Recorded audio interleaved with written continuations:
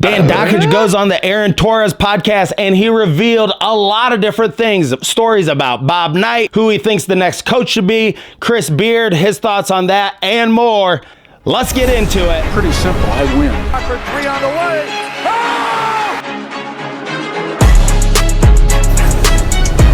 Hello, guys, and welcome to Indiana Sports Connection. I am your residential anchor, Aaron. Thank you so much for being here and being part of this community. So today we got a really great episode. And, you know, normally I don't play a lot of things with Dan Dakich because he's on the radio and he puts out tons of content on YouTube and he's on the radio in Indianapolis. So, but this was a little bit different type of interview. He, reveals some things that's a lot, just a different context, different like frame of mind you see him in this interview. So I thought it was really interesting and I wanted to share it with everybody out there. So we will get into the clips in just a minute, but first hit that subscribe button down below. If this is your first time here or you're a returning viewer and you have not subscribed, go ahead and do it. It's free. I got some giveaways coming up. The giveaway will be tomorrow. I have Kent Sterling coming on the show, so I will be giving away a shirt from Rally House on that video because we hit 2,600 subscribers and we're on our way to 2,700 and on our way to 3,000 here soon.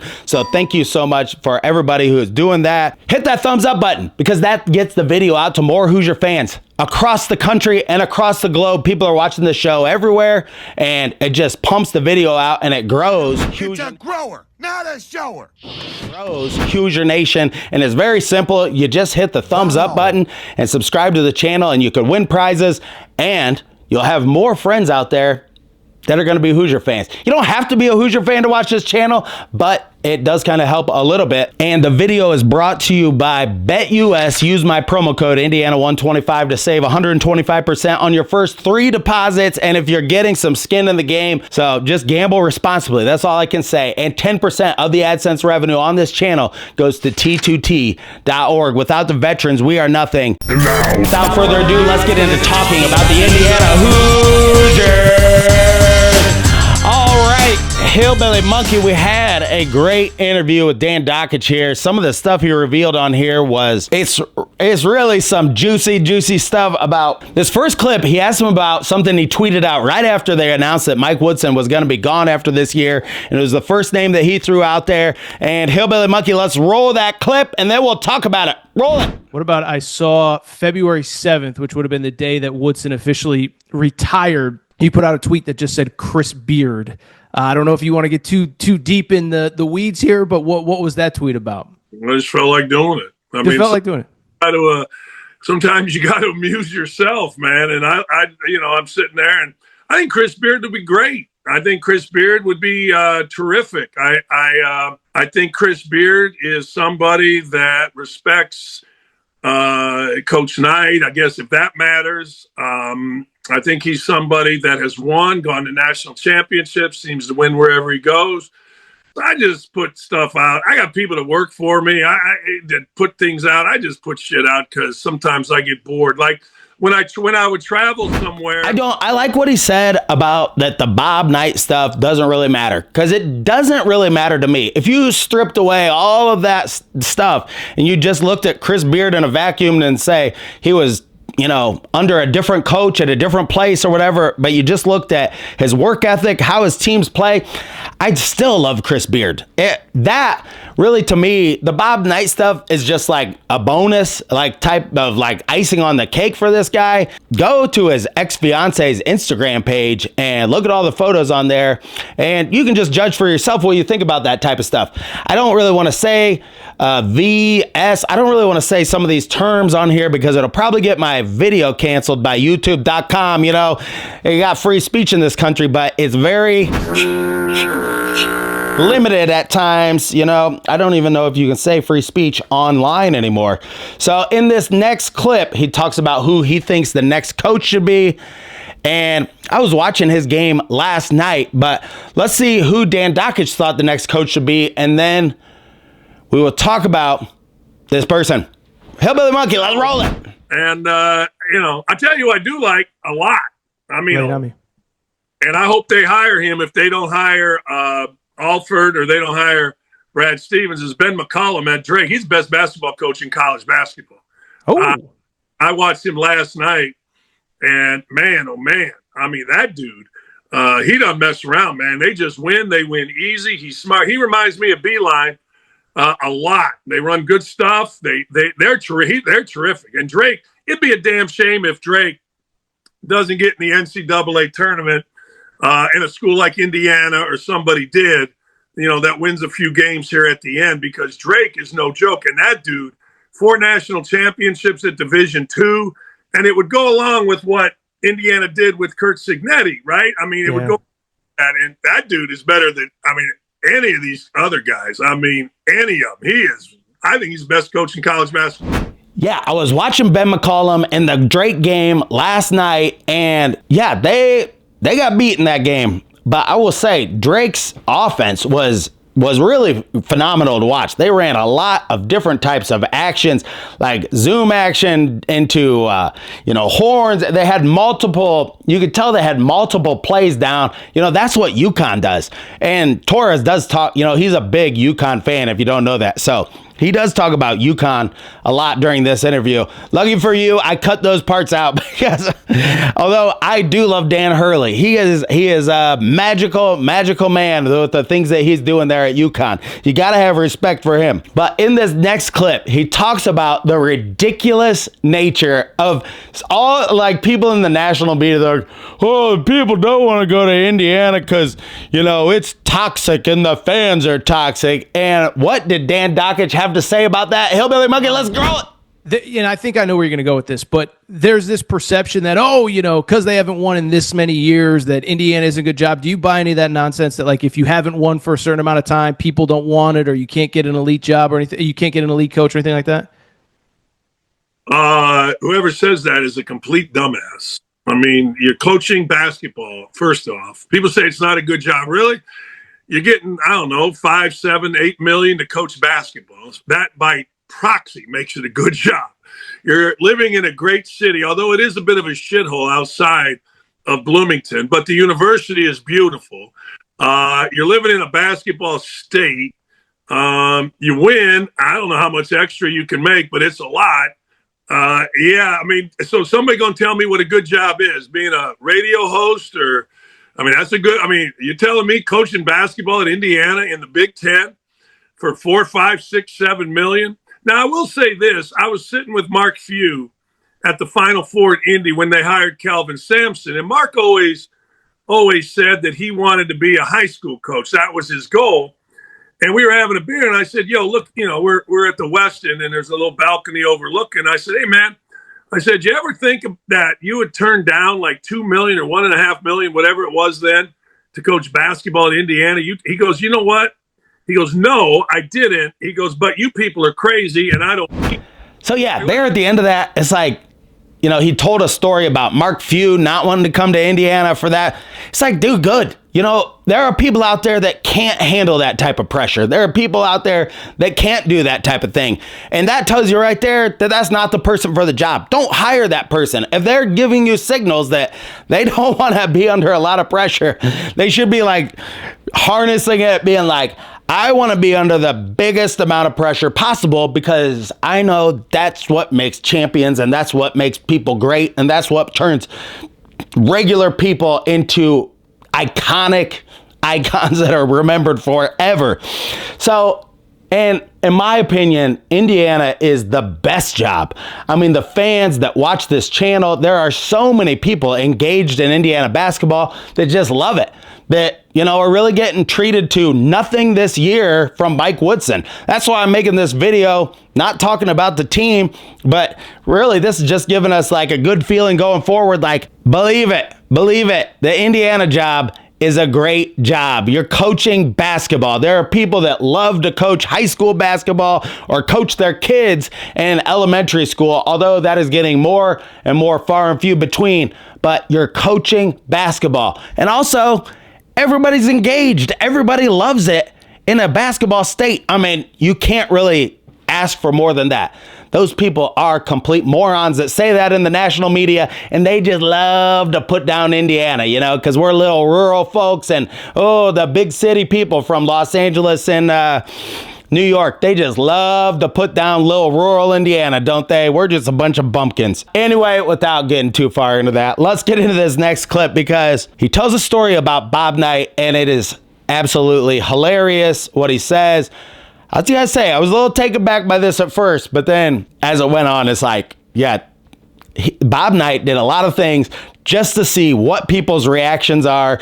And Dan Dakich talks about in this clip. Hillbilly Monkey, let's take a look. You know, I assume that in the world we live in now, I could have turned him in, and we coach's locker room, and we'd have a TV and couches, and then in the bathroom there would be a shower, and it was kind of a combination locker room meeting room.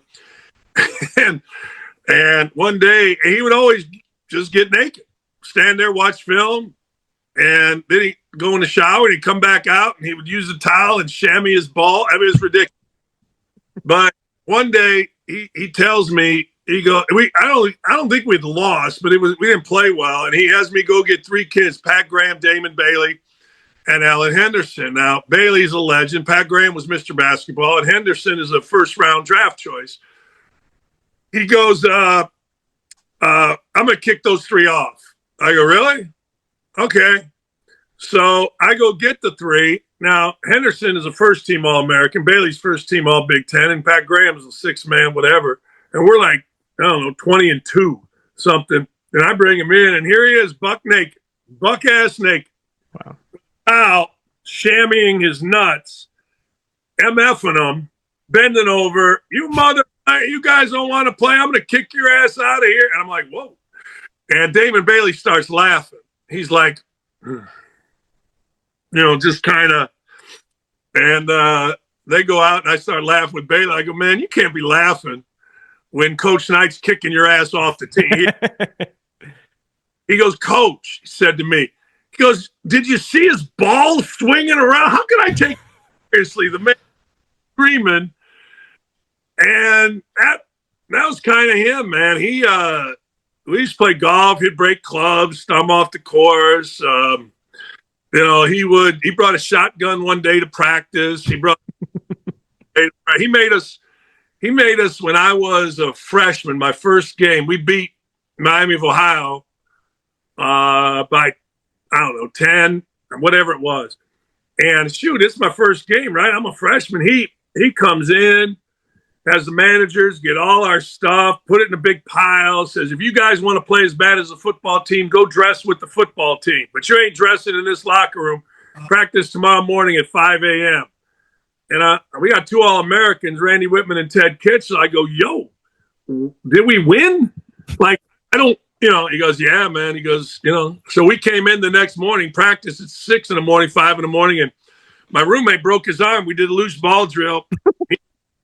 Guy jumped on his arm, snapped it, and we didn't lose again for a while, though, Aaron. I'll tell you that much, brother. We didn't lose again. It took a minute before, but he was. Oh my God! Like, it had me cracking up the story about him shammying his balls. I mean, once he explained the situation more, like where it's like, yeah, you're in a locker room and there's like a shower, locker room, and couch and stuff like that. And he's calling these guys in here who are just 3 real Indiana legends. I mean, yeah, just hilarious.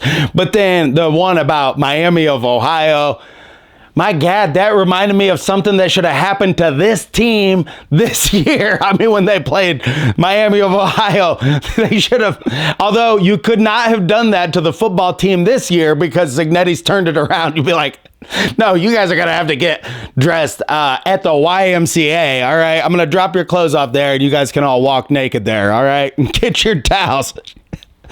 But this next clip, he talks about what it was like being like inside the walls, there with Bob Knight, and then just like how the inner workings and everything worked and how it's a little bit mafioso like. But I mean, I'm going to tell you, I spent a lot of time in New Jersey, close families and close people. A lot of times they really know how to get it done. But Hillbilly Monkey, let's roll it. He died. It kind of hit me that, people hated us, liked him, loved him, hated him. He's too mean, too nice.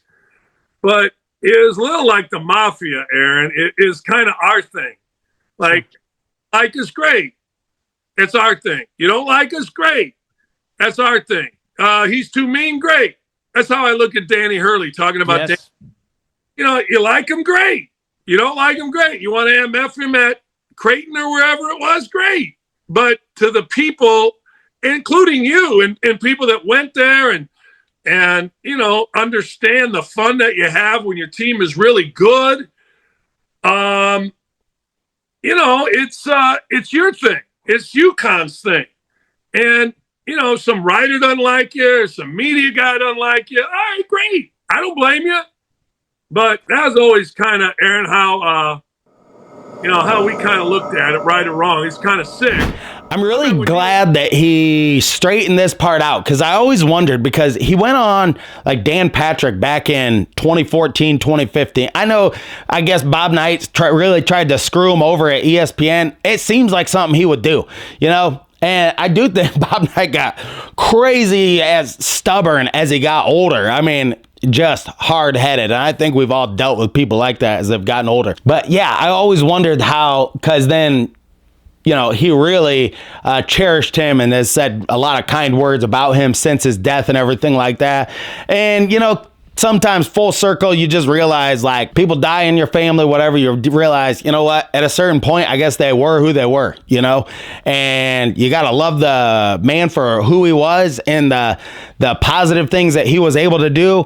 And you got to love people for their faults at the same time. I mean, I think that's something just dying in this world today, and not enough people, too many people just look at people's faults and they don't want to look at, well, this guy did some really great stuff, Same with Chris Beard, right? In this next clip, he talks a little bit about like what happened with the Neil Reed incident, and, God rest his soul. But, it just kind of shows how there was a way of doing things there and nobody was going to question it. And, when you got all those banners hanging up there and, there was a hard ass style that brought that shit to us, and I do think, like, the next coach, I do think institutionally wise, Indiana loves a hard ass. I think they do. I think a lot of us had hard ass dads, and hard ass grandpas and hard ass people in our family. I think there's a reason why the Jets, can never find a quarterback. That's part of their institution. They're a defensive team. I think there's a reason why Iowa can't play defense, or different teams take on certain personalities, and they take on that personality based on, the people that support them too, and what those people really want as well, like the fan base. It's why when people like Anthony Leal say, well, the fans don't mean anything, it's like, what? Man, what are you talking about? The fans don't mean anything. We are the fabric of Indiana. Without us being sprinkled everywhere, you'd be sitting there shooting baskets, playing with yourself. Quit playing with your dinghy. So roll that clip about what he had to say about the Neil Reed situation and everything like that. Roll it. How we kind of looked at it, right or wrong. It's kind of sick. I remember when Neil Reed got grabbed, I didn't see it.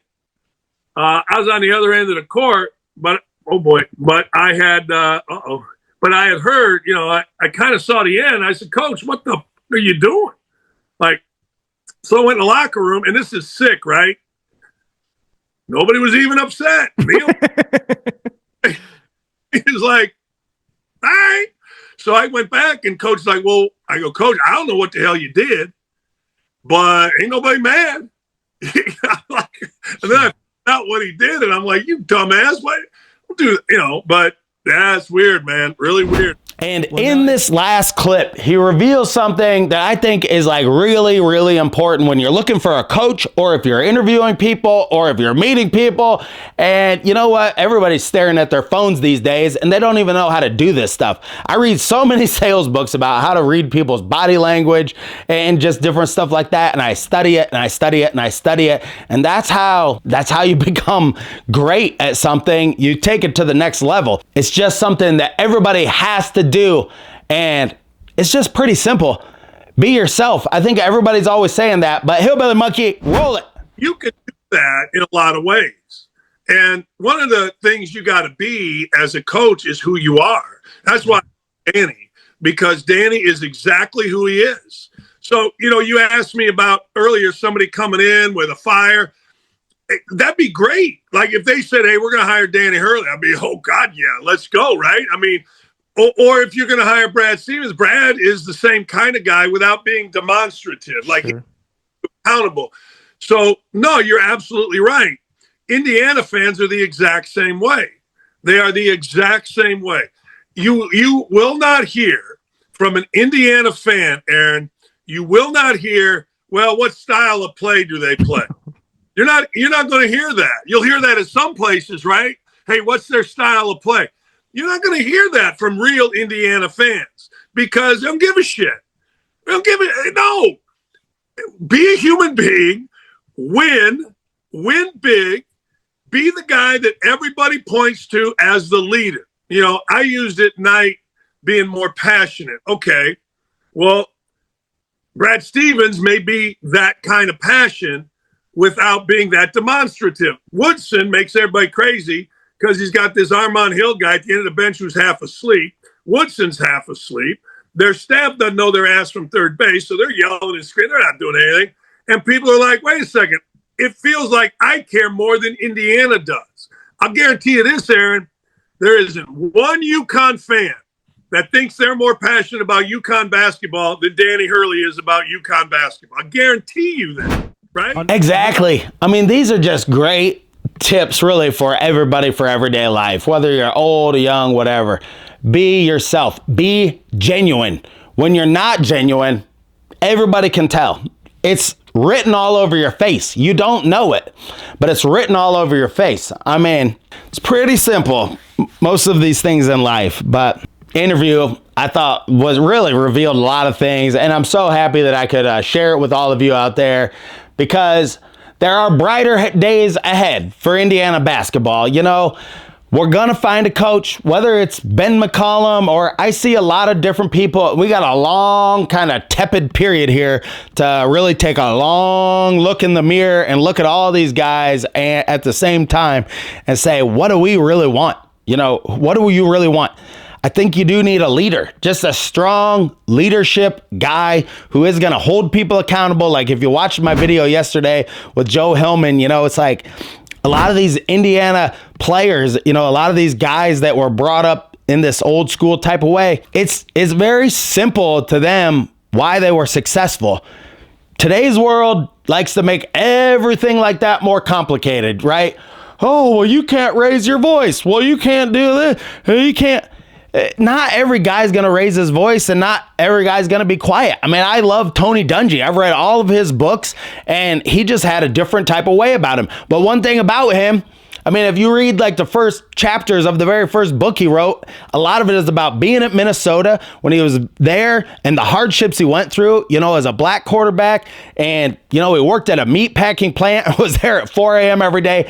And he talks a ton about what builds character. I don't think you got to raise your voice. I don't think you got to be demonstrative like Bob Knight, or you got to just be genuine to yourself. That was who Tony Dungy was. He's just a genuine, real deal, the real article, and that's why everybody respects him. That's what Scott Dolson has to find. Somebody who's just the real deal, that's going to bring their style and be able to convey those messages to all these players. Hillbilly Monkey, what did you think about the ball shammying story? Carved from the sands of the Wabash River and formed into a monkey lamp that's sold at Home Goods. It's the Hillbilly Monkey Perspective on Indiana Sports Connection. Oh man, when he started talking about taking his clothes off, and then he said, just envision this guy, Bob Knight, with his clothes off, I'm thinking, oh my God, I don't want to be subjected to that, although, I mean, it was hilarious. You can see him doing this and doing it just with a straight, nice, sarcastic type way about him and just laying it on real thick. And Damon Bailey laughing and the other guys, I bet they were terrified at a certain point. But you know what? I think certain players got certain, good graces at times, even though he was hardest on the harder players. But I thought it was absolutely hilarious. Yeah, me as well. I thought it was hilarious too. But thank you so much for joining me on this episode of Indiana Sports Connection. Till next time. Stay classy out there, Hoosier fans.